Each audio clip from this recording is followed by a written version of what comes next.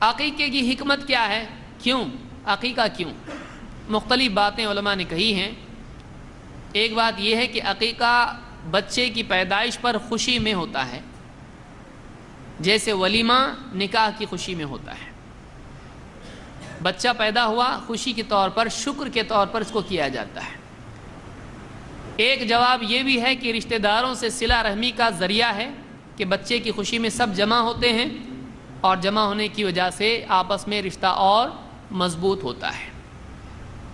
لیکن حدیث میں اس کی مصلحت جو بتائی گئی ہے وہ اس سے آگے ہے، اور اس کا تعلق رشتہ داروں سے، والدین سے زیادہ بچے سے ہے۔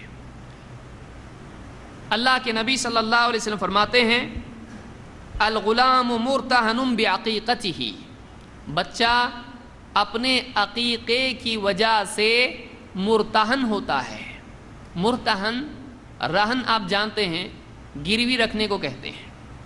جو بچہ پیدا ہوتا ہے وہ ایسا ہوتا ہے جیسے گروی رکھا ہوا ہے، جب تک کہ اس کا عقیقہ نہ کیا جائے۔ عقیقہ کرو، اپنا بچہ چھڑاؤ۔ تو بچہ جو ہے حدیث میں ہے الغلام مرتہن بعقیقتہ، کہ بچہ عقیقے کی وجہ سے یا عقیقے کے بدلے گروی رکھا ہوا ہوتا ہے۔ فَأَحْرِقُ عَنْهُ الدَّمَ، تو اپنے بچے کی طرف سے خون بہاؤ، اور وَأَمِيطُ عَنْهُ الْأَذَى، اور اس سے تکلیف، گندگی کو دور کرو۔ تو یہاں پر ایک بات بتائی، بچہ مرتہن ہوتا ہے، گروی رکھا ہوا ہے وہ، جب تک کہ عقیقہ اس کا نہیں ہوتا۔ گروی رکھا ہے، عقیقہ کرو، اپنا بچہ چھڑا لو۔ دوسری بات فَأَحْرِقُ عَنْهُ الدَّمَ، تو اس سے، اس کی طرف سے خون بہاؤ۔ اسی لیے یہاں پر ابن قیم کہتے ہیں کہ یہ بچے کا بدل ہوتا ہے جانور۔ جو جانور ہے، بچہ گروی ہے، اس کو چھڑانا ہے، جانور ذبح کرو، اپنا بچہ لو۔ تو کہتے ہیں یہ بچے کی گویا کہ ایک حفاظت ہوتی ہے، اور اس کی جان، یہ بچہ محفوظ پیدا ہوا، اس کی جان محفوظ رہی۔ اس لیے کہ پریگننسی میں آپ جانتے ہیں بہت رسکی سچویشن ہوتی ہے، ماں کے لیے بھی، بچے کے لیے بھی۔ بچ بھی سکتے ہیں، نہیں بھی بچ سکتے ہیں، جان کا معاملہ ہوتا ہے۔ تو صحیح سلامت بچہ پیدا ہو گیا تو اب اس کے اوپر شکر ضروری ہے اللہ کا۔ اب یہ گروی رکھا ہوا ہے، تو بچے کی طرف سے جانور ذبح کرو، خون بہاؤ، اور اس جان کے بدلے میں دوسری جان دو، ذبح کر کے اس کو آزاد کرا لو۔ ابن قیم رحمۃ اللہ علیہ اپنی کتاب میں تحفۃ المودود، یہ کتاب انہوں نے بچے ہی کے بارے میں لکھی ہے، فی احکام المولود، پیدا ہو شدہ بچے کے سلسلے میں کیا احکام ہیں۔ انہوں نے ساری بات اس میں بحث، بہت ساری لمبی بحثیں اس میں کی ہیں۔ ایک بات انہوں نے یہاں بیان کی ہے، یہاں پر آپ صلی اللہ علیہ وسلم فرماتے ہیں بچہ گروی رکھا ہوتا ہے عقیقے کے بدلے، تو اس کی طرف سے تم خون بہاؤ، اور وَأَمِيطُ عَنْهُ الْأَذَى، وَأَمِيطُ عَنْهُ الْأَذَى، اس کی طرف سے تکلیف کو تم دور کر دو۔ یہ تکلیف دور کرنا کیا ہے؟ یہ جو حدیث ہے امام البیہقی نے شعب الایمان میں اس کو ذکر کیا، اور یہ صحیح روایت ہے۔ بچے سے تکلیف دور کرو کا کیا مطلب ہے؟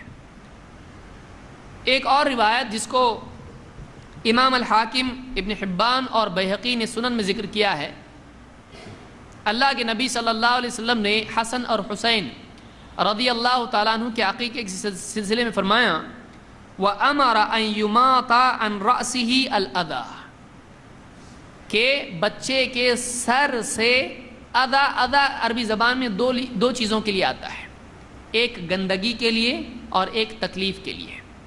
پریشانی والی چیز، گندی چیز، لیے پیشاب پاخانہ جو ہوتا ہے اس کو ادا کہا جاتا ہے، حیض کا خون اس کو ادا کہا جاتا ہے، قُلْ هُوَ أَذًا، ادا اس کو کہا جاتا ہے۔